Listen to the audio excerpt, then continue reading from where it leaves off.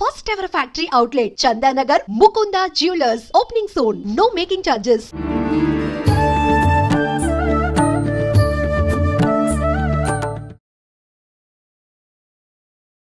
నమస్కారం, welcome to I dream. ధర్మ మార్గం విత్ విజిత కార్యక్రమానికి స్వాగతం. ప్రస్తుతం మనతో పాటు ఉన్నారు 109 బాబా సంత్ సదానందగిరి స్వామీజీ. ఇప్పుడు వారితో మాట్లాడి మరిన్ని విషయాలు తెలుసుకుందాం. మనకున్న సందేహాలన్నింటినీ కూడా నివృత్తి చేసుకునే ప్రయత్నం చేద్దాం. హరి ఓం స్వామీజీ. జై గురుదేవ్. స్వామీజీ, సృష్టి అసలు సృష్టి ఎలా ప్రారంభమైంది అంటే మనకిప్పుడున్న దేవుళ్ళందరూ కూడా సృష్టికి మనకు బ్రహ్మ విష్ణు మహేశ్వరుడు వీళ్ళే సృష్టి స్థితి లయకారకులు అంటాము. కానీ వీరికన్నా ముందర మళ్ళీ శక్తి ఉంది అని చెప్పి ఆవిడ ద్వారానే ఈ సృష్టి అంటాము. అసలు ఏంటి ఇది? ఎక్కడో ఏదో ఒక కన్ఫ్యూజన్ అనేది ఎప్పుడు ఉంటూనే ఉంటుంది. దానికి ఒక క్లారిటీ ఇవ్వండి స్వామీజీ. ఓం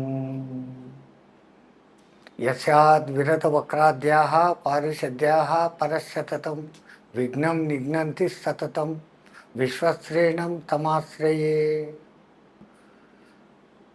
అంబ నవాంబుజోజ్వలకరాంబుజ శారదా చంద్రచంద్రికాడంబర చారుమూర్తి ప్రకటస్ఫురభూషణరత్నరోచిరాచుంబిత దిగ్విభాగ శృతిసూక్త విభక్త నిజ ప్రభావ భావాడంబర వీధి విస్తృత విహారీ మమ్మెల్లరున్ కృపచూడుము భారతి.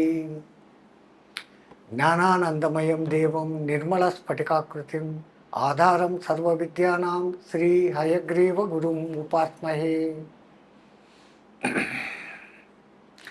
ఓంకార పంజరసుఖీం ఉపనిషదుద్యానవనకేలికలకంఠీం ఆగమన విపిన మయూరీం అంతర్విభావయే గౌరీ. మా గురుదేవులైనటువంటి మహంతి హిమాలయ గిరిజీ మహారాజ్ వారి పాదపద్మంలోని మనసులో స్మరించుకొని ఐ డ్రీమ్ టీవీ వీక్షకులందరికీ శుభములు సదా కలగాలని ఆకాంక్షిస్తూ మాత అడిగిన ప్రశ్న, ఈ సృష్టి ఎలా మొదలైంది? మనకందరికీ సాధారణంగా బ్రహ్మ సృష్టి చేస్తాడు, విష్ణువు ప్రొటెక్ట్ చేస్తాడు, శివుడు లయం చేస్తాడు అని మనం అనుకుంటే ఇంగ్లీష్ వాళ్ళు ఆ ముగ్గురిని కలిపి గాడ్ అని పిలుచుకుంటున్నారు. జనరైజేషన్, ఆర్గనైజేషన్, డిస్ట్రక్షన్, జిఓడి డాగ్ అని. సో ఏదో ఒక రూపులో మన వెనకల ఒకళ్ళు ఉన్నారు అనేది మానవ సనాతన ధర్మంలో ఒక పాయింట్గా ఉంది. కానీ మన సనాతన భారతీయ ధర్మం ఏం చెప్తుందంటే నిరాకార బ్రహ్మం ఎప్పటికీ నిత్యంగా ఉండేది. నిత్యము కానిదంతా మార్పు చెందుతూ ఉంటుంది. జగత్తు అంటారు, జన్మించి గతించేది అన్న అర్థం, ఆ అర్థంలో వస్తుంది. సో ఈ జగత్తు పుట్టుకలు జరిగిపోతానే ఉంటాయి, మళ్ళీ వస్తానే ఉంటాయి. అదే బ్రహ్మ చేసే పని. మరి బ్రహ్మని ఎవడు పుట్టించాడు అనే పాయింట్ వస్తుంది. అక్కడ వచ్చినప్పుడు మనం చెప్పే ఈ నిరాకార పరబ్రహ్మ నిత్యం సత్యం ఏదైతే ఉందో అది. సత్యము భూతము అనే రెండు పదాలు వాడతాం. భూతం అన్నా సత్యమే, సత్యం అన్నా సత్యమే. మరి సత్యం వద్ద సత్యం బ్రూయాత్, శుభం బ్రూయాత్ రెండు మాట్లాడతాం.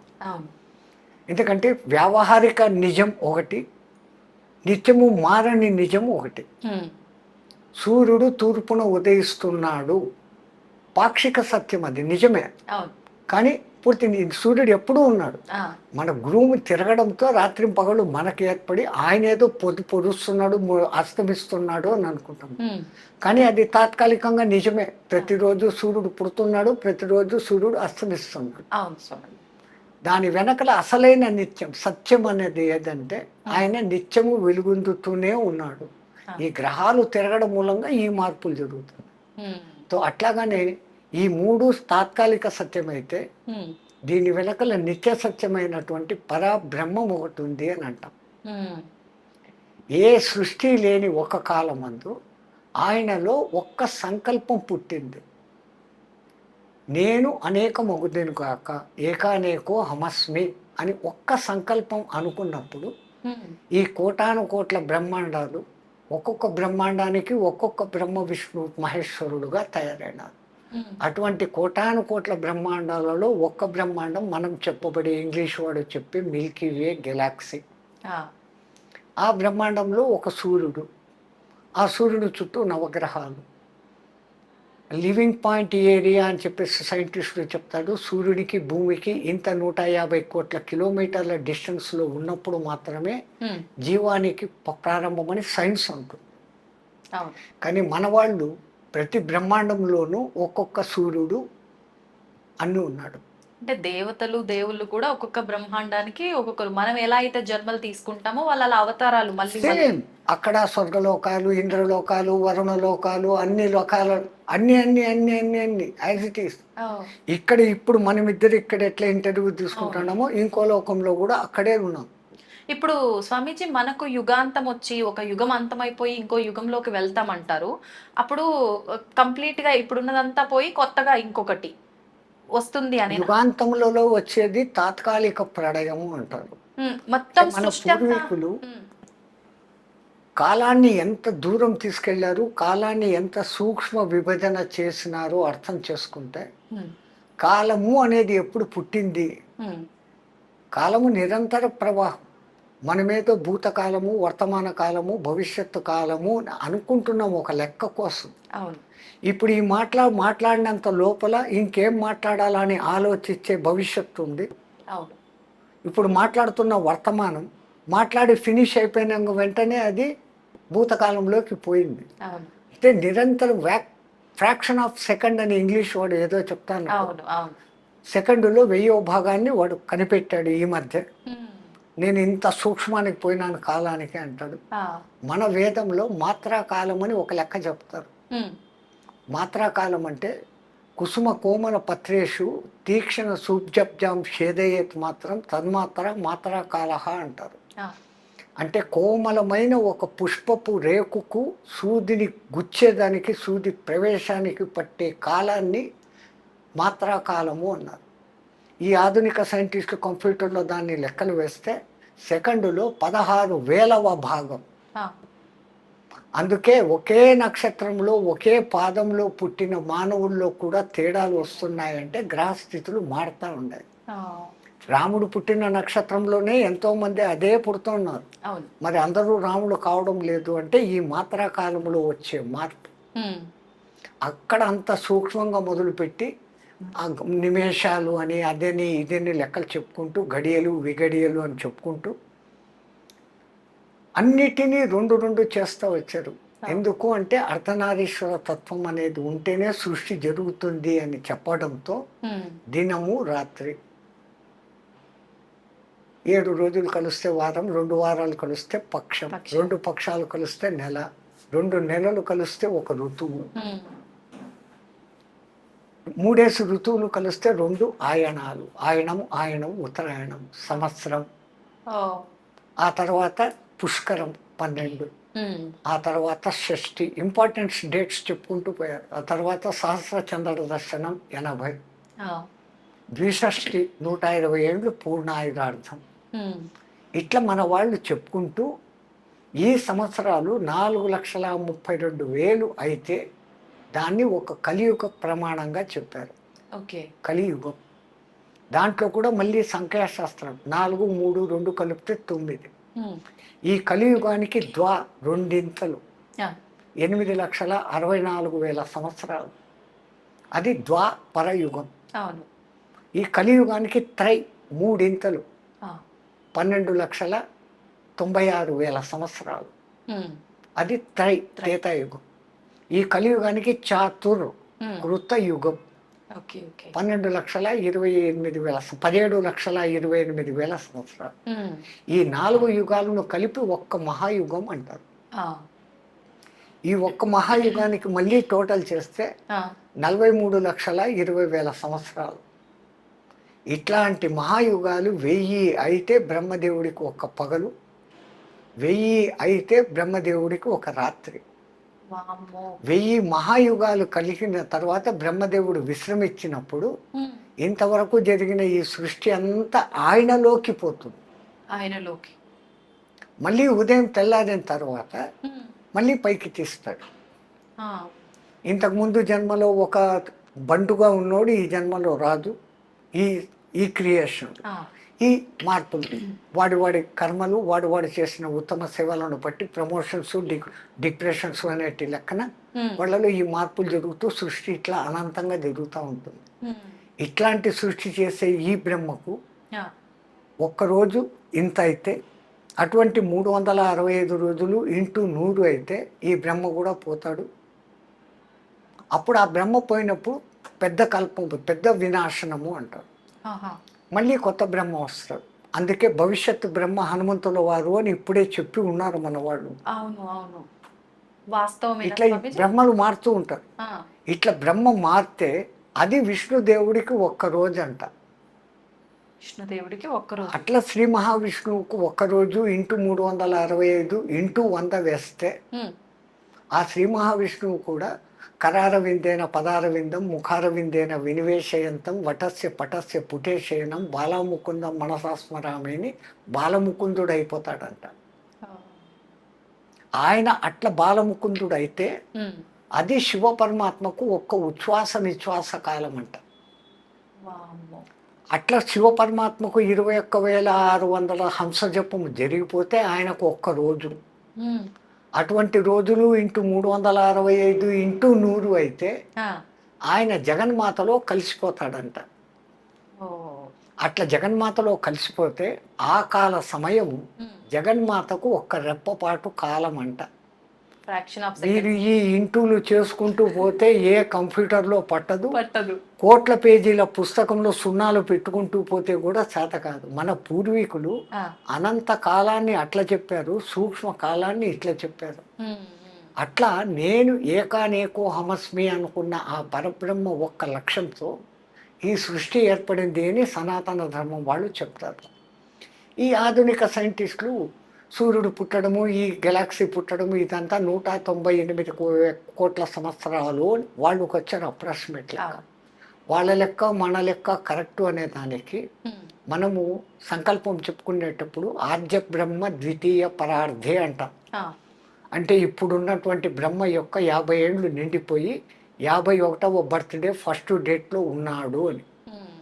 మరి ఇప్పుడు నేను చెప్పిన లెక్క ప్రకారము ఈ ఇన్ని లక్షల సంవత్సరాలన్నింటినీ కలుపుకుంటూ ఇంటూ 50 సంవత్సరాలు చేస్తే అది 203 కోట్ల సంవత్సరాలకు వస్తుంది. అంటే ఈ సైంటిస్టులు చెప్తున్న దానికి అదికి ఒకటే. ఎక్కడ తేడా అంటే అంతా ఈ 198 ఏళ్ల క్రితం బిగ్ బ్యాంగ్ జరిగి విశ్వం పెరిగినప్పుడు భూమి మీద ఏమీ లేదు. భూమి అగ్నిగోళం లాగా ఉండింది. చల్లబడేదానికి కొన్ని కోట్ల సంవత్సరాలు అయింది. ఆ తర్వాత ఈ డైనోసారస్ అనేటివి వచ్చాయి. అవి కూడా అంతరించిపోయినాయి, ఉల్కాపాతాలు జరిగి. ఆ తర్వాత మళ్ళా ఎక్కడో నీళ్లలో ఒక చిన్న జీవం వచ్చింది, అమీబా అనబడేటువంటి మొదటిది. తర్వాతే ద్వికణ జీవిగా మారింది, ఏకకణ జీవి ద్వికణ జీవిగా మారింది, అది కూడా నీళ్ళలోనే. ఇట్లా కణాలు పెరుగుతూ జల జీవాలు ఏర్పడ్డాయి. ఆ జలంలోనే ఉండకుండా మెల్లగా భూమి మీదకి రాను మొదలుపెట్టాయి. నీళ్ళలోకి వస్తూ భూమిలోకి వస్తూ తిరుగుతూ ఉన్నాయి కొన్ని వేల సంవత్సరాలు. మళ్ళీ కొన్ని వేల సంవత్సరాలకు నీళ్లను వదిలేసి భూమి మీదనే నివసిస్తున్నాయి. ఆ తర్వాత ఈ జంతు లక్షణాలను వదులుకుంటూ మెల్లగా మానవ లక్షణాలకు పుణికి పుచ్చుకున్నాయి. తర్వాత జంతు లక్షణాలను పూర్తిగా వదిలేసి మానవుడిగా మారినాయి. మానవుడు తెలివితేటలు పెంచుకున్నాడు, ఆయుధాలు కనిపెట్టినాడు, రాజ్యాలు ఏర్పాటు చేసుకున్నాడు.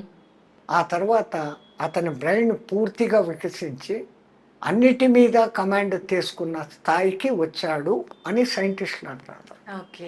మన సనాతన ధర్మంలో దశావతారాలు చెప్పారు. దశావతారాలలో మొట్టమొదటి చేప, మత్స్యావతారం, అది నీళ్లలో. రెండవ అవతారం కూర్మావతారం, నీళ్లలోనూ ఉంటుంది, భూమి మీద ఉంటుంది. మూడవది నీళ్లను పూర్తిగా వదిలేసి భూమి మీదనే ఉండేది, వరాహ అవతారం. ఆ తర్వాత జంతు లక్షణాలను వదులుకుంటూ మానవ లక్షణాల్లోకి వస్తూ ఉంది నారసింహ అవతారం, జంతువు నుంచి మనిషిగా డెవలప్. జంతు లక్షణాలు అన్నీ వదిలేసింది సూక్ష్మ మానవుడు, వామనుడు. ఈ వామనుడు మెల్లమెల్లగా డెవలప్ అవుతూ ఆయుధాలు కనిపెట్టినాడు, పరశురామ అవతారం. రాజ్యాలు ఏర్పరచుకున్నాడు రామ అవతారం. పూర్ణ మానవుడిగా మారినాడు శ్రీకృష్ణ పరమాత్మ. నవ దశావతారాలకు దీనికి ఇంచుమించు అన్ని దగ్గరే. వాళ్ళ దృక్కోణం వేరే, మన దృక్కోణం వేరే. దృష్టి మారుతుంది కానీ సృష్టిలో మార్పు లేదు. ఆ సృష్టి ఇట్లే జరుగుతూ ఉంటుంది, నాశనం అవుతూ ఉంటుంది, పుడుతూ ఉంటుంది అని మనం అంటాం. ఇది అప్పుడు పుట్టింది ఎప్పుడు పోతుందో అని వీళ్ళు లెక్కలేస్తే సూర్యుడు ఇంకా కొన్ని కోట్ల సంవత్సరాలకు పోతాడు, బిగ్ స్టార్ అదేమో అయిపోతాడు, పోతుంది అయిపోతుంది అంటాడు. అయిపోతుంది, మళ్ళా వస్తూనే ఉంటుంది. ఎందుకంటే ప్రతి గెలాక్సీకి మధ్యలో ఒక బ్లాక్ హోల్ అనేది ఉంది. ఈ గెలాక్సీలు అన్నిటికీ మధ్యలో అనంతమైన చీకటి ఉంది. అందుకే సైంటిస్టులు అంటారు కనపడేదంతా 5%, కనపడనిది అంతా 95% ఉంది అంటారు. దాన్ని బ్లాక్ మ్యాటర్ అంటారు. దాన్ని తెలుగులోకి ట్రాన్స్లేట్ చేస్తే కృష్ణ పదార్థం. కృష్ణ అని అనకూడదు. ఎందుకని అనకూడదు స్వామిజీ? ఇప్పుడు కృషివలుడు అంటారు మీరు, అక్కడ క్రూ అంటారు. అవును అవును. కృపాచార్యుడు క్రూ అంటున్నారు. కృషి చెయ్యండి అంటాం. అక్కడ ఏం వాడుతున్నారు? క్రూ అంటారు. కృతజ్ఞతలు అంటాడు, అప్పుడు క్రూ అంటాడు. కృతజ్ఞుడు వాడు అంటాడు, అక్కడ క్రూ వాడతాడు. మా కృష్ణుడి దగ్గరకు వచ్చేసరికి కృష్ణ అంటున్నారు కానీ కృష్ణ అనడం లేదు. వాస్తవానికి కృష్ణ కృష్ణ అన్నప్పుడు మన తృష్ణ తీర్చువాడు కృష్ణుడు. కృష్ అంటే అనంతము, ఆ అనంతాన్ని ఇచ్చువాడు కృష్ణ. అందుకే కృష్ణుని మనం ఆరాధించినప్పుడు ఆ పేరునన్నా సరిగ్గా ఉచ్చరిస్తే వాడు మన మాట వింటాడు. ఎంతసేపు కృష్ణ కృష్ణ అంటే నన్ను కాదులే ఎవడో కృష్ణ అని పిలుస్తున్నాడు, నన్ను పిలవడం లేదు అనుకుంటాడు. ఓకే స్వామీజీ, హనుమంతుల వారి విషయానికి వస్తే చాలా ఎక్కువగా ప్రాధాన్యత ఇస్తూ ఉంటారు హనుమంతుల వారికి ప్రతి విషయంలో కూడా. అసలు మామూలుగా రామాయణం విషయం చూసుకుంటే గనక మనకు ముందు నుంచి హనుమంతుల వారు రామాయణంలో ఉన్నట్టుగా మనకు చెప్పబడలేదు. కిష్కింద కాండ నుంచి హనుమంతుల వారు ఉన్నట్టుగా మనకు పురాణాలు చెప్తూ ఉన్నాయి, శాస్త్రాలు చెప్తూ ఉన్నాయి.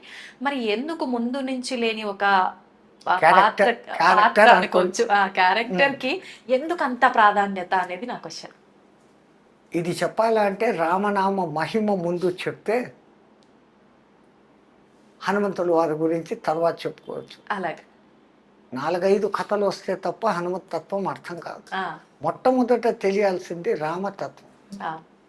రామ అనే 2 అక్షరాలు ఎందుకు అంత ఫేమస్ అయింది? ఔంకారం లేని మంత్రము పనికిరాదు అంటారు. ఏ మంత్రానికైనా కానీ ఔంకారం ఉంటుంది, కానీ శ్రీరామచంద్రుడికి ఔంకారం అవసరం లేదు. జానకి రామ సీతారామ అంటామే కానీ ఔం శ్రీరామ అని అనం. శ్రీరామ అంటాం, ఔం రామ అని ఎవరు అనం. ఎందుకంటే ఆ ఏకాక్షరంగా మారుస్తే రామ్ అన్నప్పుడే దాంట్లో ఔం నివిడీకృతంగా ఉంది. అన్నిటికీ మించి వైష్ణవులందరికీ గొప్ప మంత్రం ఓం నమో నారాయణాయ అష్టాక్షరి మంత్రం. నారాయణాయలో నుంచి రా తీసేసి చదవండి, నా ఆయనాయ, ఆయనాలే లేవు అన్నటువంటి భ్రష్ట మంత్రం వస్తుంది. ఆ మంత్రం చచ్చిపోతుంది. అష్టాక్షరి గొప్ప మంత్రం. ఆ మంత్రంలో ఈ రా అనేది ప్రాణాక్షరం. ఓం నమో నారాయణాయ, నా ఆయనాయ, ఆయనాలే లేవు, విరుద్ధార్థం వచ్చేస్తుంది. ఆ అష్టాక్షరిలో రా ప్రాణాక్షరం, 2వ అక్షరం. దానికి ఉన్న ఆ ప్రాధాన్యత పోయింది ఒక్క అక్షరం తీసేయటం వల్ల. అష్టాక్షరి నాశనమే. అవును అవును. అట్లాగనే నమ శివాయ, నా మా 2వ అక్షరం నమ శివాయ. అట్లా పంచాక్షరి చదివిన పుణ్యము, ఇట్లా అష్టాక్షరి చదివిన పుణ్యము రావాలని వశిష్ఠ మహర్షి ఆలోచించి రామ అని పెట్టినాడు. అందుకే ఆ రాముడు ఎంత మనలో రమమైపోయినాడు అంటే ఆత్మారాముడు అని పిలుస్తాం. ఆత్మ గోవిందుడు అనం, ఆత్మ దుర్గా అనం, ఆత్మ వెంకటేశ్వరుడు అనం, ఆత్మ శివుడు అనం, ఆత్మ రాముడు అంటాం. ఆకలిగా ఉన్నవాడికి ఒకడికి అన్నం పెడితే తినేసి నా కడుపు చల్లగా చూసావు, నా ఆత్మారాముని చల్లబరిచావయ్యా అంటాడే కానీ ఇంకోటి అన్నాడు. అవును అవును. అంతగా మన జీవితాలలో మమైకమైంది. కారణం ఏంటంటే ఆ రామ అనే 2 అక్షరాలు విడిచిపెట్టి ఏకాక్షరంగా పలికిన రామ్, రామ్ అని పలికిన అది అగ్ని బీజాక్షరం. మన షట్చక్రాలలో మణిపూరక చక్రము మన సెంటర్లో ఉంది. మూలాధారం, స్వాధిష్టానం, మూడవది ఇది. అది అగ్నితత్వం. ఆ అగ్ని ఉండబట్టే మనం ఇట్లున్నాం. ఆ అగ్నిని కంట్రోల్ చేసేదానికి ఇడా పింగళ అనే సూర్యనాడులు, చంద్రనాడులు మన సమశీతోష్ణ స్థితిని పెడతా ఉంటే మనం ఉన్నాం. ఆ అగ్ని ఎక్కువైనా, టెంపరేచర్ ఎక్కువైతే జై శ్రీరామ్, ఆ అగ్ని తక్కువైనా, లో టెంపరేచర్ అయితే జై శ్రీరామ్. అంతే. ఇన్నిన్ని అర్థాలు పెట్టి ఆ రామమంత్రం పెడితే రోమ రోమములో దాన్ని నింపుకున్నవాడు హనుమంతుడు. ఈ రామ్ రామ్ అని చదువుతుంటే ఆయన బ్రెయిన్లోని 10,000 కోట్ల న్యూరాన్సే కాకుండా శరీరంలోని కణము రామనామాంకితం అయిపోయింది. అందుకని రాముడి కన్నా, రామ బాణం కన్నా రామనామం గొప్పదని నిరూపించిన మహానుభావుడు హనుమంతుడు. ఇంకా చెప్పాలా అంటే విష్ణుమూర్తికి తెలివి ఎక్కువ. బ్రహ్మదేవుడు ఎట్లాంటి వరాలు ఇచ్చినా కానీ ఆ వరాలలో ఉన్న లూపు హోల్ను కనిపెట్టి బ్రహ్మవరాలు దెబ్బ తినకుండానే ఆ రాక్షసుని చంపుతూ ఉంటాడు ఆయన. తెలివి అంత తెలివి. అందుకే జిష్ణు అంటారు. జిష్ణు ఆయన నామావళిలో విష్ణు అన్న పేరు వస్తుంది, జిష్ణు అన్న పేరు వస్తుంది. అంటే హయ్యెస్ట్ ఇంటెలిజెంట్, తెలివి పరుడు, జ్ఞాని అని అర్థం. అటువంటి ఆయనకు మరి రాక్షస సంహారం చేసేటప్పుడు శివశక్తి అవసరమైంది. శివుడికి జ్ఞానం లేదు అనలేం, కానీ బలము అత్యంత గొప్ప బలం. ఎక్కడ అతి శక్తివంతమైన రావణాసురుని లాంటి వాడిని చంపాలా అంటే శివశక్తి తోడ్పడాలి. అంజనాదేవి హనుమంతుని తల్లి తపస్సు చేసింది శివుని గురించి. శివుడు ప్రత్యక్షమయ్యాడు. అమ్మ నీకేం వరం కావాలో కోరుకోను, నీ అంశతో నాకు కొడుకు కావాలా, నీ తేజస్సుతో నాకు కొడుకు కావాలా అని. అంటే ఆయన అన్నాడు, నా తేజస్సును పార్వతీదేవే భరించలేక గంగానదిలో వదిలిపెట్టేస్తే కొన్ని ఏండ్లు ప్రవాహంలో పోయి శరవణాలకు తగిలి 6 ముక్కలై చల్లబడితే శరవణభవుడు అనే సుబ్రహ్మణ్యుడుగా వచ్చాడు. నా తేజస్సును పార్వతే భరించలేదు, మానవకాంత, అందున నువ్వు వానరకాంత, నువ్వు నా శక్తి ఎక్కడ భరిస్తావు, నేను ఇవ్వను ఈ వరం అంటాడు. ఇస్తే ఈ వరం, లేకుంటే పోను. ఆయన పైకి వెళ్ళిపోతాడు. అక్కడ ఆలోచిస్తాడు, జగత్ సర్వం దైవాధీనం, తద్దైవం మంత్రాధీనం, తద్మంత్రం సాధకాధీనం, తస్మిన్ కారణేవా సాధక సర్వోత్కృష్ట. దేవుడి కన్నా సాధకుడు గొప్పోడు. రమ్మంటే వాడు రావాలి, మంత్రానికి కట్టుబడి. జగత్తంతా ఆయన కంట్రోల్లో ఉంటే ఆయన ఎవరి కంట్రోల్లో ఉన్నాడంటే మంత్రం కంట్రోల్లో ఉంటాడు. ఆ మంత్రం ఎవరి కంట్రోల్లో ఉండంటే సాధన చేసేవాడి కంట్రోల్లో ఉంది. ఇప్పుడు ఎవడు గొప్ప? తో ఆయన అక్కడ పోయి ఆలోచించి, మరి నేను వరం ఇచ్చి తీరాల, నా శక్తిని ఆమెకి ఇస్తా, భరిస్తుందో చస్తుందో నాకు సంబంధం లేదు. అగ్నిదేవుణ్ణి రమ్మంటాడు. ఆయన వచ్చి, ఇప్పుడు నేను నాకు కొంచెం తేజస్సును నీ చేతికి ఇస్తాను, తీసుకెళ్ళి అంజనాదేవికి ఇచ్చేయ అంటాడు. తీసుకుంటాడు ఆయన. కైలాసం దాటేంత వరకు అగ్నిదేవుడికి ఏం కాలే. కైలాసం దాటి కాలు బయట పెట్టగానే అగ్నిదేవుడే మండిపోను మొదలు పెట్టాడు ఆ శివ తేజస్సు. మనిషికి ఆపద వస్తే బంధువుల దగ్గరికి పోడు, స్నేహితుల దగ్గరికి పోతాడు. బంధువుల దగ్గరికి పోతే ఆ బంధువులు ఏమంటారు, అప్పుడు అంతా ఎగిరావు, ఇప్పుడు పోగొట్టుకొని మా దగ్గరికి వచ్చావు, కష్టం వస్తే మేమా అని ఎగతాళి చేస్తాడు. అదే స్నేహితుడైతే సాయమన్నా చేస్తాడు, స్వాంతన మాటలన్నా చెప్తాడు, కానీ గేలి చేయడు. అగ్నిదేవునికి స్నేహితుడు గాలి, వాయువు. ఎక్కడ వాళ్ళిద్దరు జంట పదం. మంటలు ఎక్కడైనా మండినాయంటే గాలి వస్తే మంటలు ఇంకా ప్రేరేపిస్తాయి. ఆక్సిజన్, మంట మండాలా అంటే హైడ్రోజన్, దానికి పక్కన ఆక్సిజన్ ఉండాలి. హైడ్రోజన్ అగ్నిదేవుడు అయితే పక్కన ఉండేవాడు వాయుదేవుడు వీడు. తో ఆయన తలుచుకుంటాడు. ఏం నీ సమస్య అంటాడు. ఆ శివుడు నాకు ఈ డ్యూటీ పెట్టాడు, నేను ఆంజనా దగ్గరికి పోయేంత లోపల నేను భస్మం అయిపోతాను, నన్ను కాపాడు అంటాడు. ఆ తేజస్సు నా చేతికి అని హిమవత్ పర్వత సానువులలో బర్రు బర్రు బర్రు అని తిరుగుతాడు. ఆ హిమాలయాల శీతలానికి ఆ శివతత్వ తేజస్సు శక్తి ఉష్ణత తగ్గుతుంది. ఆ తగ్గినప్పుడు అంజనాదేవి ఎప్పుడు ఇస్తావు శివ అని కూర్చొని ఉంది. వాయుదేవుడు తెచ్చి ఇదమ్మా అని వేసాడు. ఎందుకని మనం వాయుపుత్రుడు అంటున్నాం. వెనకల కారణము ఆమె కోరిక శివుడు. శివుడు ఆ విధంగా హనుమంతుడుగా ఎందుకు పుట్టాల్సి వచ్చిందంటే దానికి ఇంకో కథ ఉంది. రామాయణంలో ఈ కథలు రావు. అవును అవును, అన్ని పురాణాలు చదివితే తప్ప రామాయణం అర్థం కాదు. అందుకే వ్యాసుల వారికి రామాయణం ఎంత ఇష్టము అంటే రామాయణం వినా పురాణం పూర్ణం కాదు అని రాసేశాడు. ప్రతి పురాణంలోనూ రామాయణ కథ ఉంటుంది. పురాణానికి కొన్ని లక్షణాలు ఉంటాయి. మన్వంతరము అది ఇది అనేసి 6 లక్షణాలు ఉంటే దాని పురాణం. 7వ ముఖ్య లక్షణం ఏంటంటే రామాయణ కథ లేకుండా పురాణం పూర్తి కాదు అని. నవం ఎప్పుడు కొత్తగా ఉండేది అని పురాణాలకు పేరు. మొదట 18, దానికి ఉప పురాణాలు 18, ఔపప పురాణాలు 18, 54 పురాణాలు ఉన్నాయి. ఏ పురాణం అన్నా చదవండి, దాంట్లో రామకథ ఉంటుంది. ఈ చిన్న చిన్న కథలు అక్కడ వస్తాయి. ఈ అంతా సమగ్రంగా చదివితే తప్ప రామాయణం అర్థం కాదు.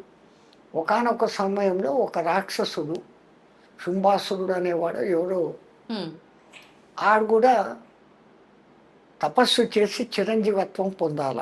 కానీ ఈ బ్రహ్మ చిరంజీవత్వం ఈడు. ఎంత టెక్నికల్గా వరాలు అడిగినా కానీ ఆ జిష్ణు చంపేస్తాడు. విష్ణుకు కూడా దొరకని లాజిక్ని మనం ఏదన్నా పట్టుకొని చిరంజీవత్వం సాధించాలా అని ఆలోచించి మనసులో ఒక థాట్ వస్తుంది. ఆ థాట్ పెట్టుకొని తపస్సు చేస్తాడు. బ్రహ్మదేవుడు ప్రత్యక్షమవుతాడు. ఒక వారం తర్వాత వారం అడుగుతాను అంటాడు. ఈ వారం రోజులు మళ్ళీ ఆలోచిస్తాడు. ఎటువంటి వరం అడిగితే విష్ణుమూర్తి కూడా నన్ను చంపలేడు. వారం రోజులు బాగా ఆలోచిస్తాడు. బ్రహ్మ వచ్చేస్తాడు. వారం అయిపోయింది, ఏం వారం కాదు. ఏం లేదు, నా చేతిలో కత్తి ఉండి ఆ కత్తితో నాకే గాయమైతే నేను చావాలి, లేకపోతే నేను చావకూడదు. బ్రహ్మ ఓరి పిచ్చోడా, ఇది ఎక్కడ వరం రా, ఇన్నాళ్ళు తపస్సు చేసి వారం టైం అడిగి ఇంత పిచ్చి ప్రశ్న, ఏ పిచ్చిదో మంచిదో నాకు ఈ వరం అన్న ఆయన ఏమనుకోకుండా తదాస్తు అని వెళ్ళిపోయాడు. బ్రహ్మ అటు పోంగానే వీడు ఇంకా నా జీవితంలో నేను కత్తిని ముట్టనుగాక అని ధారగా వదిలినాడు. ధారగా వదిలితే ఇంకా మళ్ళీ తిరిగి తీసుకోవడం ఉండదు. ధార అనేది ధార పోయడం. మనం కూడా అంటాం నీదంతా నాకు ధార పోయని ఊరికే అంటాం. ధార పొయ్యాల. ధార అంటే నీటి ధార. అందుకే బలి చక్రవర్తి వామనుడు వచ్చినప్పుడు నీకేం కావాలా అడుగు అంటాడు. 1 అడుగు అడగను, 3 అడుగులు అడుగుతాను అంటాడు. మీ తెలుగులో చమత్కారం ఇదే. అడుగు అంటే అడుగులు అన్న అర్థం ఉంది. పూచో, హిందీలో మేము పూచో అంటాం. ఈ తెలుగులో ఈ అర్థం ఉంది. నీకేం కావాలో అడుగు అంటే 1 అడుగు అడగను, 3 అడుగులు కోరికలు కోరుతాను అన్నాడు. అడుగు అడగడం అంటే కోరిక అంతే. చలో మాంగ్లే అన్నాడు. మరి ఇచ్చేటప్పుడు నాకు నేను అడిగింది నాకు ధార పోసి అన్నాడు. అంటే ఇంకా నేను మాట తప్పను, ఇంకా ఇస్తాను అని. ఆ ధార పోసేటప్పుడు శుక్రాచార్యుడు అడ్డం వస్తాడు. వచ్చినోడు విష్ణు నిన్ను నాశనం చేసేదానికి వచ్చినాడంటే అంతటి విష్ణు చెయ్యి కింద నా చెయ్యి పైన ఉంటే ఇంకేం కావాలా అనేసి ఆయన్ను కూడా కాదని చెప్పి ధారాపాతంగా నేను నీకు ఇస్తాను, నువ్వు అడిగిన 3 అడుగులు ఇస్తాను అంటాడు. అనగానే ఈయన 1 అడుగుతో నీ రాజ్యం అంతా కావాలా అంటాడు. 2వ అడుగుతో నువ్వు సంపాదించుకున్న పుణ్యలోకాలు అన్నీ కావాలా అంటాడు. పైలోకాలు అయిపోయింది. ఇంకా 3వ అడుగు ఇంకెక్కడ అడగాలి, నా తల మీద పెట్టు అంటే రసాతలానికి ఆయన్ను ఉచ్చస్థానానికి పంపుతాడు. నీచస్థానం కాదది. అతల వితల సుతల తలాతల రసాతల మహాతలాలు స్వర్గము కన్నా అద్భుతమైన వైభోగాలతో ఉంటాయి. ఓ, అక్కడ బలిని పంపించేసి బలికి ద్వారపాలకుడుగా విష్ణుమూర్తి ఉంటాడు. విష్ణువే ధార ద్వారపాలకుడు. పోయడంలో ఇంత అర్థాలు ఉన్నాయి. ఆ, ఈడేమో ఇక్కడ ఈ ధార పోసాడు. ఇంకా లేని అల్లకొల్లాలు ఈవిడికి ఎన్ని శక్తులు వచ్చేసినాయంటే దేవతలకు మించిన శక్తులు. ఏది అనుకుంటే సంకల్పంతో ఆయుధాలు చేతికి వచ్చేసి శక్తి వచ్చేసింది. ఉమ్, ఇంకా ఈయన్ని జయించడం చేతకాడం లేదు. ఉమ్, ఇంద్రుడు అల్లాడుతూ వచ్చాడు. త్రిపురాసులను చంపగలిగినావు నువ్వే సరైనోడి, వాడి మీదకి యుద్ధానికి పో. ఉమ్, ఈయన పోయాడు. వాడు ఇంకా ఏమిది, వాడు కత్తి మట్టుకు పట్టుకోడు. ఇంకా ఏమి శూలం అంటే శూలం, పాశుపతాస్త్రం అంటే ఏదైనా అన్నీ చేస్తాడు. అవును. చావుడు. శివపరమాత్మ యుద్ధం చేసి చేసి చేసి అలసిపోయి ఆ, రిటర్న్ వచ్చేస్తాడు. దేవతలంతా మీటింగ్ పెట్టుకున్నాడు. అరే బ్రహ్మ, నువ్వు ఏం వరం ఇచ్చినావురా? ఉమ్, ఏం లేదు, వాడి చేతితో కత్తి ఉండాలంట, వాడికి దెబ్బ తగలాలంట, వాడు చావాలంట. ఓ సింతేనా, మనం కత్తి తీసుకొని పోయి యుద్ధం చేస్తామని మళ్ళీ పోయినాడు. ఆ, ఆయన కత్తి పట్టడం లేదు. పట్టలేదు. ఓకే. కత్తిని అడ్డగిస్తూ ఏమేమో పడతాడు. ఈయన అలసిపోతాన్నాడే తప్ప ఆ, వాడు కత్తి పట్టడం. తను ఓడిపోయి మళ్ళీ వచ్చాడు. ఆ, మళ్ళా మీటింగ్ పెట్టుకున్నప్పుడు విష్ణుమూర్తి దీర్ఘంగా ఆలోచిస్తా అన్నాడు. ఉమ్, ఏమయ్యా అంటే, మరి ఇంకా ఈ జిష్ణువే కాపాడాలమ్మా అంటే, ఆ, ఈ జిష్ణు చేత కూడా కాదు ఇది. ఉమ్, వాడు ఎవడో ఇంతకుముందు ఒకటి అడిగాడు, నేలలో కాదు, భూమి మీద కాదు, ఆకాశంలో కాదు, ఇంట్లో కాదు, బయట కాదు, పగలు కాదు, రాత్రి కాదు, అవును, మనుషుల చేత కాదు, జంతువుల చేత కాదు, దేవతల చేత కాదు, అవును. ఆయుధాల చేత కాదు. అట్లాంటి వాడినన్నా చంపాడు వీడు. ఉమ్, వీడు కత్తి పట్టడము అనేసి దార పోసుకున్నాడు. అవును. ఇంక వీడి చేత కత్తి పట్టించేది ఎట్లా? వీడు చచ్చేది ఎట్లా? వీడు చావడు. ఆ, లేదు, అనంత కోటి ఉపాయాలకు శతకోటి అపాయాలు ఏమో అంటారు మీరు తెలుగులో. అదేమో చెప్తారు, ఆ, ఆ, శతకోటి ఉపాయాలకు అనంత కోటి అపాయాలు ఏమో ఉంది. అది మంచి వర్డ్. అవును. ఆ శతకోటి అపాయాలకు అనంత కోటి ఉపాయాలు బుద్ధులు సంథింగ్ ఏదో వస్తుంది అనుకుంటే. ఏదో ఉమ్, అట్లా ఎక్కడో ఒక్క చోట లూప్ హోల్ ఉంటుంది అని ఈయన అంటున్నాడు. ఆ, ఏం లూప్ హోలు? వాడు కట్టే పట్టుకోడు. ఇంకెక్కడ లూప్ హోలు అని ఈయన. అవును. నువ్వు చంపలేవు అని ఆయన. ఎవడైనా జాతస్య మరణం ధ్రువం చంపుతాను అని ఈయన. ఆ, వీళ్ళిద్దరి మధ్య కొంచెం పట్టుదల పెరిగిపోయింది. ఉమ్, శివపరమాత్మ, నువ్వు చంపకపోతే ఏం చేస్తావు అన్నాడు. ఉమ్, ఒక జన్మ నీకు నేను ఊడిగం చేస్తాను అన్నాడు. ఒక జన్మంతా. విష్ణుదేవుడు, నేను ఒకవేళ చంపేసి వస్తే నువ్వేం చేస్తావు అన్నాడు. నేను నీకు ఒక జన్మ ఊడిగం చేస్తాను. రైట్, ఈ మాటలైంది. విష్ణుమూర్తికి ఒక ఐడియా ఫ్లాష్ అయింది. ఉమ్, ఆయన పోయాడు యుద్ధానికి. కొన్ని రోజులు కావలసి కల్లా ఆ ఆయుధాలతో ఈ ఆయుధాలతో ఉమ్, వాని రహస్యం తెలిసినా యుద్ధం చేసినాడు. ఆ, చేసి ఒరే అలసిపోయినా అన్నాడు. మధుకైటబులను చంపేటప్పుడు ఏ తెలివి వాడినాడో ఆ తెలివి వాడినాడు. ఆ, మధుకైటబులతో కూడా యుద్ధం చేసి, మీరు ఇంత పరాక్రమవంతులుగా చచ్చేటట్లు లేరు, మీకు వరం ఇస్తాను అన్నాడు. ఉమ్, వాళ్ళు అహంకారంతో, మాకు నువ్వేం వరం ఇచ్చేది, మేమే నీకు వరం ఇస్తాం, కోరుకో అన్నాడు. ఆ, మాట తప్పరు కదా అన్నాడు. తప్పము అన్నాడు. అట్లయితే నేను కోరుకునే వరం నా చేత మీరు సావండి అన్నాడు. వాళ్ళు అదే ఇరుక్కున్నామే ఆ, అని అక్కడ కూడా తప్పించుకునేదానికి నీళ్లు లేని చోట మమ్మల్ని సంపు అన్నాడు. అప్పుడంతా జలార్ణవం. ఆహా, అప్పుడు విష్ణుమూర్తి తన ఊరువులను విపరీతంగా పెంచుతాడు. ఆ, ఇప్పుడు ఈ ఊరువుల మీద నీళ్లు లేవు, వీళ్ళకి రండి అంటాడు. వాడు వచ్చి తలకాయలు ఇస్తాడు, చంపేస్తాడు. విష్ణుమూర్తిని అందుకే జిష్ణు అంటారు. వాడు ఎంత ఇంటెలిజెంట్ ఇంకోటి లేడు. లాయర్లో ఒక సూపర్ లాయర్. తో అలసిపోయినాను, కూర్చొని మాట్లాడుకుంటాం రా. అవురా, నేను ఏ ఆయుధం చెప్తే ఆయుధం తీసేస్తాడవు, ఎక్కడి నుంచి వచ్చిందంటే నా శక్తి నాకుంది లేదని. ఉమ్, అయినా అన్ని ఆయుధాలు వాడినా కానీ నా దగ్గర ఉన్న అస్సలు మెయిన్ ఆయుధాలు వాడలే ఇంతవరకు అన్నాడు. ఇంకా ఏముండేది నీ దగ్గర? ఉమ్, ఇది సుదర్శన చక్రం 1000 అంచులు ఉండేది అన్న. ఇది మహాసుదర్శనం అని వాడు 10,000 అంచుల సుదర్శనం బయటికి తీసినాడు. ఆ, తు అనేసి దాన్ని అక్కడ పక్కన పెట్టి టెక్నిక్. అదే. మళ్ళీ ఇది పాంచజన్యము. ఈ శంకు ధ్వని వింటేనే ఎంతో దూరం పోతారా. ఇది మహాశంఖం అని చెప్పి వాడు ఇంత పెద్ద శంఖం తీసినాడు. ఉమ్, పోటా పోటీగా. ఇది కౌమోదికం రా అన్నాడు. వాడు వెంటనే ఇది మహాకౌమోదికం అని ఇంత పెద్ద గద తీసినాడు. వీడు లైన్లో పడతాడు అనుకొని ఇది షార్జరం అనే ధనుస్సురా అన్నాడు. ఆ, ఇది మహాశార్జరము అన్నాడు. వాడు ఇంకా లైన్లో పడిపోయినాడు. ఇది నందకమురా అన్నాడు. అనగానే చూడు ఇది మహానందకం అనేది కూడా పెద్ద కత్తి పడుతుంది. అయిపోయి ఈ కత్తి ఇట్లా పట్టుకోగానే విష్ణుమూర్తి ఇక్కడ వచ్చి ఎగిరాడు. చిన్న ఘాటు పడింది. వాని చేతిలో కత్తి, వానికి చిన్న ఘాటు, చచ్చాడు. అందరూ విష్ణుమూర్తికి జై అంటే శివపరమాత్మ నవ్వుకుంటూ కూర్చోండి. వీళ్ళకు భవిష్యత్తు తెలుసు, ఇదంతా జరిగే నాటకం. అంతే. ఆ విష్ణుమూర్తి వచ్చి ఏమయ్యా నేను చంపాను, మరి ఏం చేస్తావు అని. నువ్వు రామావతారం ఎత్తు, నేను హనుమంతుడే వస్తాను అన్నాడు. అంజన కోరుకోవడం, అక్కడ రావడం, ఇక్కడ ఇది ఆ యుద్ధము, ఎన్నిటి మూల కారణంగా ఆంజనేయ స్వామి మనకు వచ్చాడు.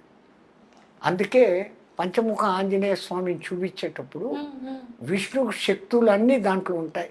5 ముఖాల్లో ఏది మొదటిది, భూమిని పైకెత్తాలంటే ఎంత శక్తి కావాలా? వరాహ శక్తి, ఒక ముఖం ఆంజనేయుడు. రెండవది హిరణ్యకశిపుడు లాంటి రాక్షసుని చంపాలా అంటే నృసింహ శక్తి, రెండవ ముఖం. హయగ్రీవుడు లాంటి రాక్షసుని హయగ్రీవుడు లాగానే చంపాల కాబట్టి అక్కడ అమ్మవారి నాటకమే. ఆ హయగ్రీవుడు అనే రాక్షసుడు వాడు ఎట్లాంటి వరం అడిగినాడంటే కేవలం సేమ్ నాలాగా ఉండేవాడి చేతిలోనే నేను చావాలి. వాడి తలకాయ గుర్రం ముఖం, హయగ్రీవుడు. హయం అంటే గుర్రం, గ్రీవం అంటే మేడ, హయగ్రీవం. మరి ఇంకో హయగ్రీవం ఏడుంది? అందరూ ఓడిపోయినారు. విష్ణుమూర్తి కూడా యుద్ధం చేసి అలసిపోయి బాణం కింద తల పెట్టుకొని అలసిపోయి పడుకున్నాడు. ఆయన పడుకున్నాడు, నిద్రపోతున్నాడు. యుద్ధం చేసి చంపుతాడు అంటే నిద్రపోతున్నాడు, నిద్ర లేపాల. ఆయన నిద్ర లేపితే కోపగించుకుంటాడేమో. తెలివిగా లేపుతాము అని బ్రహ్మదేవుని పిలిచి వాడిని ఎట్లా ఒకట్లా లేపు. ఆయన విల్లు పట్టుకుని ఉన్నాడు కదా, ఆ నారిని కట్ చేస్తే విల్లు ఇట్లా ఉంటుంది. నారి ఉన్నప్పుడు బెండ్ బలంగా ఉంటుంది, ఆ విల్లు చంపేస్తే ఇట్లా ఉంటుంది కదా. ఆయనకు మెలకు వస్తుంది, మళ్ళీ యుద్ధం చేస్తాడు. బ్రహ్మదేవ ఆ విల్లును కొరికేయంట, నారిని కొరికేయంట. అంటే అంతవరకు బ్రహ్మ సృష్టించని ఉమ్రీ పురుగులు అనబడేటువంటి చెదలను పుట్టిస్తాడు. ఆ చెదలకు చెప్తాడు పోయి నారిని కట్ చేయండి. ఆయన్ను కట్ చేస్తే మాకేం లాభము అని అయ్యి యజ్ఞంలో మీకు కూడా భాగం ఇస్తాము అన్నాడు. ఆ మాట విని అయిపోయినాయి. ఇప్పుడు కూడా సాంప్రదాయంగా యజ్ఞం జరిగిన తర్వాత, యజ్ఞం పూర్తయిన 2వ రోజు లోపల తవ్వితే కింద మీకు ఆ చెద పురుగులు కనపడతాయి. ఆ పరుగులు కనపడినాయి అంటే మీ యజ్ఞం సక్రమంగా చేసినట్టు. యజ్ఞం అంటే మామూలు విషయం కాదమ్మా. సుక్కు శృవాల శుద్ధి, భూశుద్ధి, వాస్తు శుద్ధి, ఇటుకల శుద్ధి, ఆ హోమద్రవ్యాల శుద్ధి, ఇన్ని చేస్తే యజ్ఞం. అది హోమము యజ్ఞము మధ్య తేడా ఏంటి స్వామి? పేర్లు అదే. యజ్ఞం అంటే పలానా పేరు మీదే ఈ యజ్ఞం చేస్తున్నానని సంకల్పించుకొని ఇన్ని రోజుల వరకు చేసేది యజ్ఞం. హోమం అంటే నిత్యాగ్ని హోమం. బ్రాహ్మణుల ఇంట్లో 3 అగ్నులు ఎప్పుడు పెట్టుకొని ఉంటారు కదా. గ్రాహపత్యము, ఆవహనీయము, అగ్ని అనేది 3 అగ్నులు ఉంటాయి. అది ఆ సిస్టమ్. ఇప్పుడు మళ్ళా సబ్జెక్ట్ మంది ఎక్కడికి డీవియేట్ అవుతుంది. పురాణాల కథలు సామాన్యంగా ఉండవు. మనం పంచముఖ హనుమంతుడి హయగ్రీవుడు అది కొట్టంగానే ఎంత జోరుగా ఈ నారి కొడుతుందంటే విష్ణుదేవుని తలకాయ ఎగిరిపోతుంది. ఒరెవరే లేపుతామనుకుంటే తలకాయ పోయింది, ఎత్కండ్రా కనిపిస్తాము అనుకుంటారు, దొరకదు.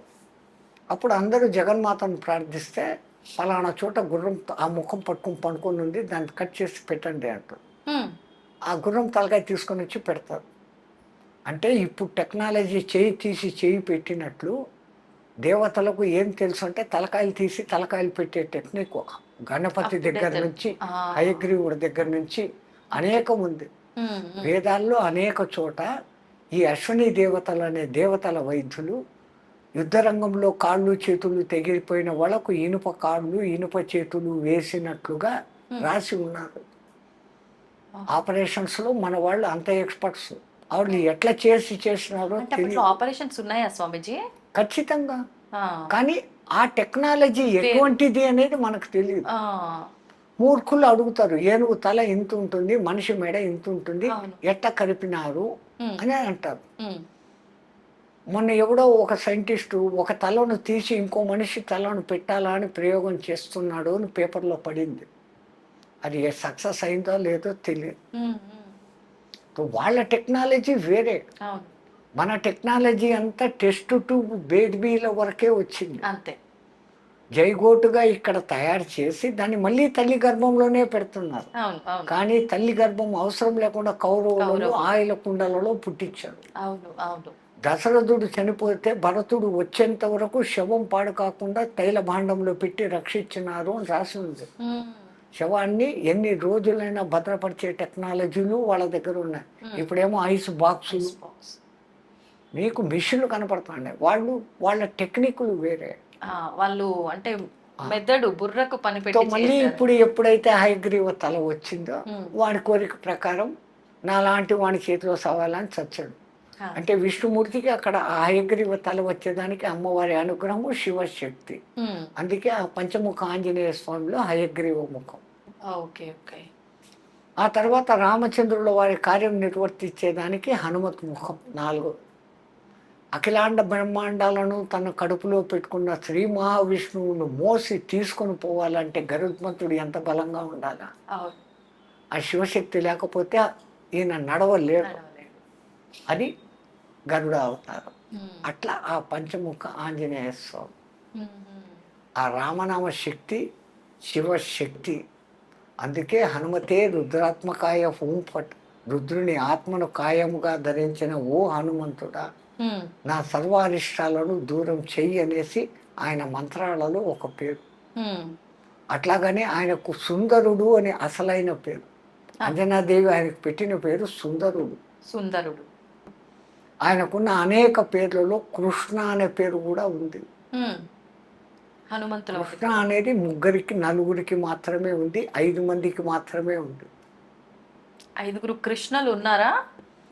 మహాభారత యుద్ధంలో భగవద్గీత జరిగినప్పుడు ఒకసారి ఒక డిబేట్లో ఎక్కడో నాకు గీత అంత తెలుసు, నాకే గీత ఇంత తెలుసు, అది ఇది అనేసి ఆ ఇంగ్లీష్లో చదివిన వాళ్ళు అంటున్నారు. గీతను బాగా అబ్జర్వ్ చేస్తున్నారు. ఆ భారతం అంతా చదివానంటే భారతం మొత్తం చదివాను, నన్ను గీత మొత్తం చదివామని. మళ్ళీ అట్లయితే భగవద్గీతలో ఎంతమంది కృష్ణులు ఉన్నారు? నువ్వెక్కడ పిచ్చోడివయ్యా, చెప్పిన కృష్ణుడు ఒకడే కదా. మళ్ళీ విన్న అర్జునుడు కూడా కృష్ణుడే. అర్జున పల్గొన పాడత కిరీటి బీభత్సుడు విజయ కృష్ణ సవ్యచాచి ధనుంజయ అని ఆయనకు కూడా 10 పేర్లు. సర్వ ఉత్కృష్ట ఆకృష్ట రూపం ఇది కృష్ణం. క్రూ అన్నప్పుడే ఇది వస్తుంది, క్రీ అన్నప్పుడు రాదు. సర్వ ఉత్కృష్ట ఆకృష్ట రూపం కృష్ణం. అర్జునుడు కూడా అంత సుందరుడు కాబట్టి ఒక్క ద్రౌపదమ్మను కాకుండా ఎంతో మందిని, విద్యుల్లేఖమాలిని, ప్రమీలను, సుభద్రను, ఇంతమంది. కృష్ణుడి తర్వాత ఎక్కువ భార్యలు ఉండేవాడు ఈయనే. ఎందుకంటే ఆ ఆకృష్ట రూపం. అంటే ఇప్పుడు చెప్పే కృష్ణుడు ఒకడు, వినే కృష్ణుడు ఒకడు, ఇంకా ఇంకో కృష్ణుడు జెండాపై కపిరాజు హనుమంతుడు, ఆయనకు కూడా కృష్ణ అనే పేరు. 3. 4వ వాడు అసలు ఈ కురుక్షేత్ర సంపాదన యుద్ధం రావడానికి మూల కారణం ద్రౌపది. ద్రుపదరాజు కూతురు కాబట్టి ద్రౌపది, పాంచాల దేశపు రాకుమారి కాబట్టి పాంచాలి. కానీ యజ్ఞ సంభవ యజ్ఞ వేదికలో నుంచి బయటకు వచ్చినప్పుడు అగ్నిదేవుడు ఆమెకు పెట్టిన పేరు ఈమె కృష్ణ అన్నాడు. అది 4. ఇంకొకరు 5వ రాసిన వ్యాసుడు. వ్యాసుడు అసలు పేరు కాదు, కృష్ణ ద్వైపాయనుడు. పరాశరుడు సత్యవతినితో పోయి ఇది మంచి ముహూర్తము, ఈ సమయంలో ఈ గర్భధానం చేస్తే పుట్టాల్సిన వాడు పుడతాడు అని కనుక్కొని పరాశర మహర్షి అంటే, అయ్యా నేను కన్యను, ఇది పగలు, ఆ పక్క ఈ పక్క వాళ్ళు చూస్తా అన్నారు అంటే ఆయన అప్పటికప్పుడు తన తపోశక్తితో చీకటిని పుట్టిస్తాడు. కృష్ణ ద్వైపాయనం, 2 ఒడ్డుల మధ్య పుట్టినవాడు కృష్ణ ద్వైపాయనుడు. ఆయన పూనుకొని వేదాలను, ఏకంగా ఉన్న వేదాన్ని 4గా వ్యాసము విభజించాడు, వ్యాప్తం చేశాడు. కాబట్టి వ్యాసుడు అంటాం. అసలు పేరు కృష్ణద్వైపాయన. కృష్ణద్వైపాయన. 5 మంది కృష్ణులు. మనం రామాయణం నుంచి భారతానికి వచ్చాము. ఇప్పుడు హనుమంతుల వారు గురించి మాట్లాడుతున్నాం కాబట్టి స్వామీజీ, హనుమంతుల వారి జననం కూడా 2 సార్లు జరిగిందా? ఒకసారి మూర్ఛిల్లి పడిపోవటము ఏదో జరిగింది అని చెప్పి, మళ్ళీ అప్పుడు ఆయన మూర్ఛిల్లితే బయటకు వస్తే రెండో జననం కాదు. జరిగింది ఏంటంటే సూర్యుని పండు అనుకుని పైకి ఎగిరినప్పుడు ఇంద్రుడు వజ్రాయుధం వేశాడు. వజ్రాయుధం దెబ్బకు ఎవరైనా సస్తారు. కానీ ఇంద్రుడు వజ్రాయుధం వేయడంలో ఎందుకు కారణం అంటే ఈయన కారణ జన్ముడు. ఈయన హనుమలు బాగుంటే వేదాన్ని బాగా పలకగలడు. భవిష్యత్తులో ఈయుడు సూర్యుని దగ్గర విద్య నేర్చుకోవాలి. వేద మంత్రాలు చదవాలంటే హనుమలు బాగుండాలి. హనుమలు అంటే దవడలు. ఈ దవడలు బాగుండాలంటే దానికి ఆ పలుకు రావాల. ఆ పలుకు వచ్చేదానికి ఆ దవడలు బలిష్టమయ్యేదానికి కొట్టాడు ఆయన. దానికి ఆయన మూర్ఛిల్లి కింద పడిపోయాడు. ఒక విధంగా అందరూ చచ్చిపోయినారు అనుకున్నాడు. గాలిదేవుడు కొంచెం బాధపడ్డాడు. నా మూలంగా వచ్చిన శివశక్తి ఇట్ట పడిపోయింది, నేను వీచను అంటే గాలి ఒక్క క్షణం వీచకపోతే జై శ్రీరాం అంతే. అప్పుడు ఒక్కొక్క దేవత ఒక్కొక్క వరం ఇస్తూ వీడిని నా బ్రహ్మాస్త్రం కూడా ఏమి చేయదు అని బ్రహ్మ, నా మారుణాస్త్రం ఏం చేయదని ఆయన, నా యమపాశం పనిచేయదని ఈయన, ఇట్లాంటి వరాలన్నీ ఇస్తున్నారు. ఆ గాయం మూలంగా దవడలు ఉబ్బడంతో ఆయన ముఖము కొంచెం ఇదే. రెండవది వానరులు అంటే కోతులు కావు, వాళ్ళమున్న నరులు, నరులు. 32 వెనుపూసలు 33 వెనుపూసలు ఉన్న మనమే ఈ యోగంతో కుండలిని యోగంతో జ్ఞానులం అవుతా ఉంటే వాళ్లకు తోకలో 32 ఇంకా ఎక్స్ట్రా ఉండేటివి. 64 చతుషష్ఠి 66 ఆ వెన్నుపూసలతో వాళ్ళు ఎంత శక్తిమంతులుగా ఉంటారు. అది ఒక జాతి ఒక కాలంలో ఉండేది, రామాయణ కాలం. ఆ జాతి అంతరించింది. కోతులు అని మనం అనుకుంటాం. మరి కోతుల నుంచి వచ్చి ఉంటే హనుమంతుడు ఆ రాజ్యం ఏంటే ఇప్పుడు అన్ని కోతులు ఉన్నాయి, ఇన్ని రకాల కోతులు ఉన్నాయి, ఒకటి ఇంతవరకు మారలేదు. ఆ కోతుల నుంచి మనిషి వచ్చినాడు అంటున్నారు. మరి కోతులుగానే ఉండాయి, అవన్నీ మారి మనుషులుగా అవ్వాలిగా మరి నిజంగానే మీరు అన్నట్టు. ఇంత కాలంలో ఏ చింపాంజీను ఏ గొరిల్లాను కొద్దిగా మార్పులు అయ్యి మనిషిలాగా కావడం లేదు. స్వామిజీ, శివుడి గురించి ఇందాక మీరు కైలాసం దాటిన తర్వాత అగ్నిదేవుడు దాటని వరకు ఏమవ్వలేదు, దాటిన తర్వాతే మార్పు జరిగింది అన్నారు కదా. అంటే నిజంగా శివుడు కైలాసంలో ఉంటాడా? కైలాసం అనేది నిజంగా ఉందా? ఇప్పుడు మన కళ్ళకు కనపడేటివి గ్రహ నక్షత్ర తారాల వరకే. స్వర్గలోకము, ఇంద్రలోకము, వరుణలోకము, వాయులోకము, ఇవన్నీ లోకాలు ఉన్నాయి.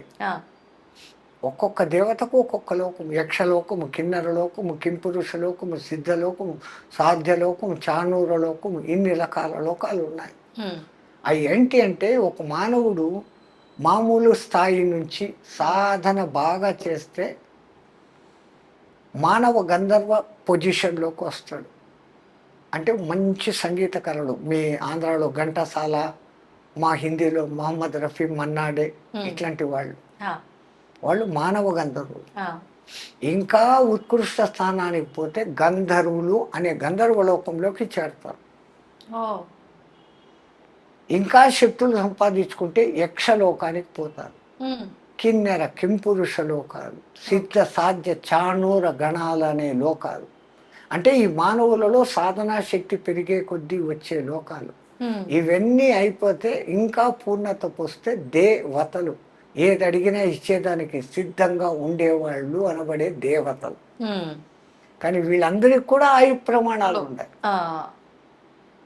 నిరంతరము ఉండేది ఆ పరబ్రహ్మం ఒకటి తప్ప ఇవన్నీ మారిపోతానే ఉంటాయి. అంతటి వాడు కాబట్టి హనుమంతుల వారు సంజీవని పర్వతాన్ని తీసుకొని వచ్చి లక్ష్మణుని బతికిచ్చారు. సీతమ్మ ఉంది అన్న శుభవార్త చెప్పి రాముడిని బతికిచ్చారు. ఇంతటి గొప్పది ఉన్నా ఆయన దగ్గర వినయత ఉంది. రామ పట్టాభిషేకం జరిగినప్పుడు జాంబవంతుడు అంటాడు, ఈరోజు ఈ నయనానందకరమైన దృశ్యం చూస్తున్నామంటే హనుమాన్ నువ్వే కారణం. శతయోజన విస్తీర్ణ సాగరాన్ని దాటావు, వచ్చేసావు, ఇచ్చేసావు అంటే అబ్బాయి నా గొప్పతనం ఏం లేదండి, మరి నువ్వు లేదంటావు, ఎట్లా దాటావు నువ్వు 1000 యోజనాలంటే? రాములు వారు ఉంగరం ఇచ్చారు కదా, ఆ శక్తితో పోయినాను. మళ్ళీ రిటర్న్ ఎట్లా వచ్చినావురా? అమ్మవారు చూడమని ఇచ్చినారు కదా, ఆ శక్తితో వచ్చినారు. నాది ఏమీ లేదు. మనమైతే ఎంత అహంకరిస్తాము. ఇంత ఉంటే అంత చేసి చెప్పు. రాముడి దగ్గరికి రాగానే నేను ఎగిరి ఆడిపోయినా, లంకిని అడ్డం వచ్చింది, దారిలో మైనాకుడు అడ్డం వచ్చినాడు, డామ్ డూమ్ ఇన్ని కథలు చెప్తా. అవునవును. లంక అంతా కాల్చేసిన, రావణుడి కొడుకు అక్షకుమారుని చంపిన, ఇన్ని చెప్తాడు. ఆయన రాగానే రాముడు అక్కడ కనపడంగానే కనుగొంటిని జానకి మాత అశోక వనంబున్నాను. ఆయనకు ఆ శుభవార్త చేర్చాల అంతే. సీతను చూసావారా, ఎట్లా చూసావు, ఎట్లా పోయినావు నువ్వు అంటే, అదా పోతా ఉంటే మైనాకుడు అడ్డం వచ్చింది. అందుకే రామాయణం అంతా 24,000 చిన్నదైతే సుందరకాండ అనేది అంత ప్రాశస్తమైంది. మా ఉత్తర భారతదేశంలోని తులసీదాసు ఆ మహానుభావుని రామచరిత మానసం అని రాసే దాంట్లో ఈ హనుమాన్ చాలీసా రాశాడు. ఎంత ప్రసిద్ధమైపోయిందంటే అంత ప్రసిద్ధమైపోయింది. అంతటి వినయ గుణ సంపన్నుడు. మరణ సుందరకాండ మరి ఎందుకు ఏం చేసినా సుందరకాండ పారాయణం చెంది తప్పులు పోతాయంటే, సుందరకాండలో ఉన్న అంతర్గత రహస్యాన్ని మనం తెలుసుకోవాలి. బాహ్యానికి సుందరకాండ చిన్నది. హనుమంతుల వారు ఈ దిక్కు నుంచి ఎగిరారు, ఆ దిక్కు పోయారు, సీతను చూశారు, లంకలు కలిసి వెనక్కి వచ్చారు, అయిపోయింది. తర్వాత యుద్ధకాండ. మరి ఎందుకు అంత ప్రాశస్తం అంటే, ఒక సాధకుడు, ఒక మానవుడు, ఇవి అన్ని కథలు అక్కడ ఉన్నాయి. సీత అనబడే జీవుడు మరీచుడు అనే మాయలో పడతాయి. ఆ పేరే మరీచిక. మరీచిక అంటే ఎండమావి. సంస్కృతంలో మరీచిక అంటే ఎండమావి. ఎండమావి ఏముంటుంది, ఆ ఎడారుల్లో నీళ్లు ఉన్నట్లు కనపడుతుంది. నీళ్లు ఉండవుగా. చూడండి రామాయణంలో ఆ పేర్లు ఎంత భద్రంగా పెట్టినారో. మరీచిక అనే మారీచుడు మాయలో సీత అనే జీవుడు పడితే రాముడు అనే దేవుడికి దూరం అయిపోతాడు. మరి దూరమైన జీవుణ్ణి మళ్ళీ రాముడితో కలపాలంటే ఒక ఉత్తమ గురువు ఉండాలి. ఉత్తమ గురువుగా ఉండాలంటే ఉత్తమ గురువు లక్షణాలు ఉండాలి. హనుమంతుడు ఈ పక్క నుంచి ఆ పక్కకు ఎగిరేటప్పుడు ముందు అడ్డం వచ్చినోడు మైనాకుడు. ఆయన వచ్చి, మీ తండ్రి రక్షించబట్టి నా రెక్కలు మిగిలి ఉన్నాయి, లేకుంటే ఆ ఇంద్రుడు మొత్తం అందరి మా కులమ్మ వాళ్ళందరి రెక్కలు పగలగొట్టేశాడు. అదే రెండవది, రఘువంశంలో పూర్వీకుడైనటువంటి సగరుని పేరు మీద సాగరం అని వచ్చి ఈ లోపల నేను ఉన్నాను, రామకార్యం మీద పోతాండవు, నా ఆతిథ్యం తీసుకుని పోయి పండ్లు తిని పో అంటాడు.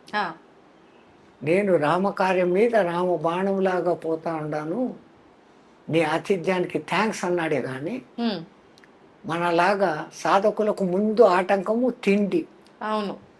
తిండి మీద నియంత్రణ సాధించాలి ఒక సాధకుడు అనే దానికి అర్థం. రెండవది, ఇంకా ముందుకు పోతూ ఉంటే తాను ఉన్నత ప్రయాణం చేస్తా అంటే లౌకికాలు మనిషిని ఎప్పుడో ఒకసారి కిందికి లాగుతూ ఉంటాయి. అదే ఆమె సిమిక, ఛాయాగ్రాహి రాక్షసి అని అంటారు. అంటే మనము ఉన్నత పదంలో పోయేటప్పుడు ఇంకా కొంచెం లౌకికాలు లాగుతూ ఉంటాయి. ఆ లౌకికాలను కూడా ధ్వంసం చేస్తే తప్ప నువ్వు ముందుకు పోలేవు అనే దానికి ఆ సింహను చంపాడు. ఆడదేం చూడలే, సింహికని చంపేశాడు. మళ్ళా దాటుకొని ముందుకు పోతే లంకిని సురస వస్తుంది.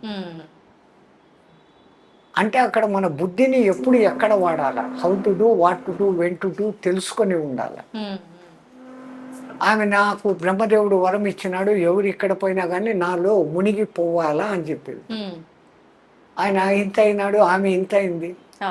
అక్కడ సడన్గా ఇంత అయిపోయి నోట్లోకి పోయి, అమ్మ నువ్వు అన్నట్టుగా నీలో పడి వచ్చాను అంటే ఎక్కడ తెలివి ఉపయోగించాలో, ఎక్కడ బలం ఉపయోగించాలో అక్కడ గురువుకు ఉండాల్సిన లక్షణం. అది కూడా అయినాక లంకలోకి దిగినాడు. దిగిన వెంటనే లోపలికి పోలే, టైం సెన్స్ ఎప్పుడు ప్రవేశించాల. అందుకని లంకిని వచ్చేంత వరకు ఉండి లంకిని మతం అణచి ఆ తర్వాత లోపలికి పోయినాడు. ఇక్కడ విచిత్రం వాల్మీకి రాశాడు, ఆయన పిల్లి అంత ఆకారం దాల్చిపోయినాడంట. పిల్లి అంత మార్జాల మాత్రే రూపేణ అంటాడు. పిల్లి అంత అయ్యి, పిల్లి కన్నా ఇంకా చిన్నది ఎలక, అవును దానికన్నా దోమ, ఈగ, చీమ, ఈ రూపాలు కాకుండా పిల్లిగా ఎందుకు పోయినాడు? ఎందుకని? మనకు మర్కట కిషోర న్యాయము, మార్జాల కిషోర న్యాయము అని ఉంటుంది. కోతి పిల్లను ఇట్లా అంటుంది, ఆ పిల్ల అంటుకుంటుంది. ఈ కోతి ఏమో చెట్టు కొమ్మల మీద నుంచి గోడల మీద నుంచి గోడలకు ఎగురుతూ ఉంటుంది. బిడ్డ ఉందా లేదా చూసుకో, నువ్వు పట్టుకో, నాకు సంబంధం లేదు అంటుంది. అది మర్కట కిషోర న్యాయం.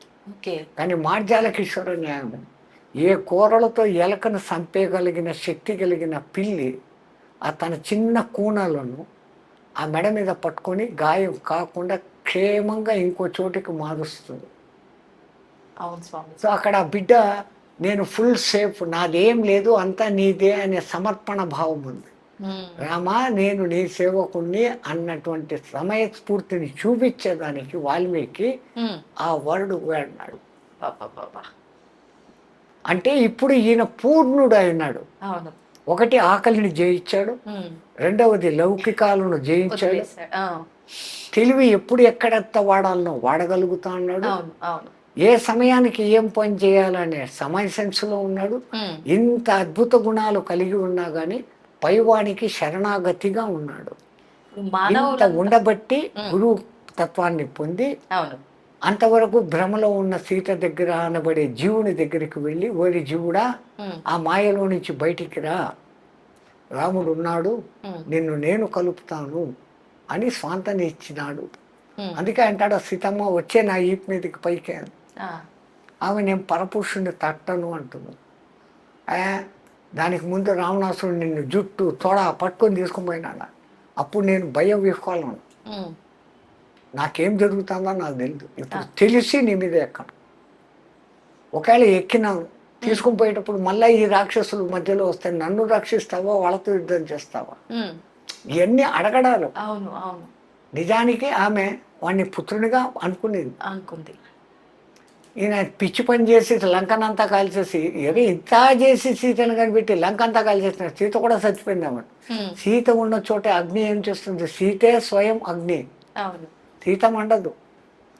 అందుకని ఆమె అక్కడ ఉన్నాక, ఇంత చేసినావు నీకు చిరంజీవత్వం ఒత్తు కాక, అష్టసిద్ధి నవనిధికే దాత ఐసవర దీన జానకి మాత. జానకి మాత ఆయనకు అష్టసిద్ధులను కలిగింపజేస్తుంది. సుందరకాండలో ఇంతటి పరమాద్భుత రహస్యం బట్టి రాముడి కన్నా రామశక్తి గొప్పది అని ఆ హనుమంతుడు నిరూపించిన కారణం చేత ప్రతి రామాలయంలోనూ పూజలు అందుకుంటాడు.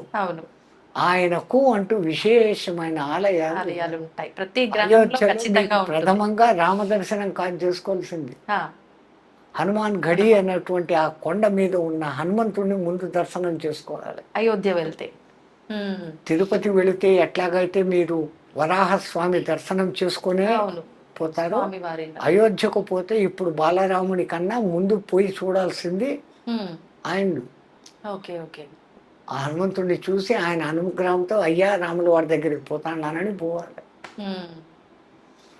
నాకు తెలిసిన రామాయణ విశేషాలు.